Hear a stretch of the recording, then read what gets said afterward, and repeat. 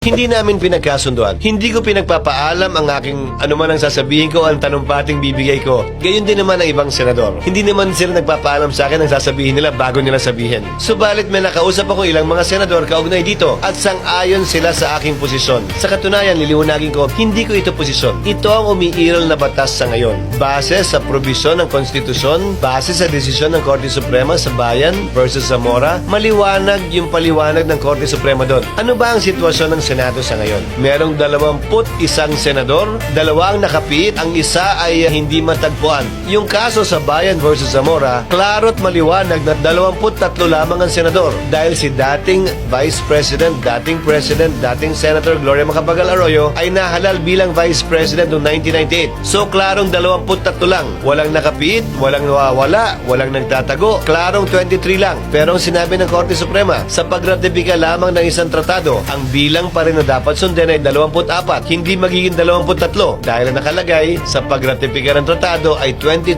senators. Lalo pa siguro kaya kung impeachment ang pag-uusapan, na karapatan ng isang tao ang pinag-uusapan, hindi lamang karapatan ng isang tao, mandatong binigay sa kanya ng milyon nating mga kababayan. Mas dapat siguro na maging stricto tayo tulad ng sa pagratipika sa mga tratado. Gaya ng sinabi ko, ito ang kasalukuyang batas na umiral. Naalala ko yung aking profesor sa Constitutional Law, si the late former Professor Perfecto Fernandez. Sabi niya sa amin, when the trial court makes a mistake, it is appealable to the Court of Appeals. When the Court of Appeals makes a mistake, it is appealable to the Supreme Court. If the Supreme Court makes a mistake, it becomes part of the law of the land. Ito ang umiiral pong desisyon ng Korte Suprema, sang-ayon man po tayo o hindi. Kaya nga sinabi ko, kung sino man na hindi sang-ayon sa posisyong ito, hindi lamang ng presiding officer, pati na rin ng impeachment court dahil wala namang umapila o naghahanap ng rekonsiderasyon sa aking pasya at sinabi, may pagkakataon silang iakyat ito sa Korte Suprema dahil justiciable controversy na ito. Depende siyempre sa